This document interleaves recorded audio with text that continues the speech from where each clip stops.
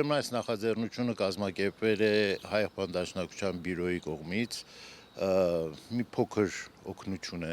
մարդասիրական, որը տրամադրելու Իրանի ժողովրդին, դա ապացուցում է մեր երախտապարտությունը Իրանին, թե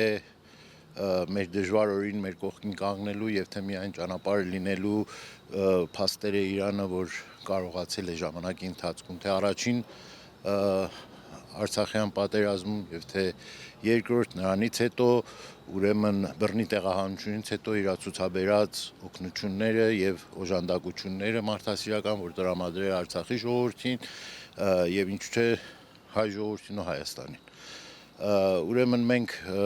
երախտապարտություն ենք մեր ցուցաբերում, թեև փոքր, թեև մի ինչ որ ձևով նեցուկ կանգնելու համար Իրանի ժողովրդին այս ծանր օրերին եւ հույսով ենք, որ իրավունքը եւ ուրեմն միջազգային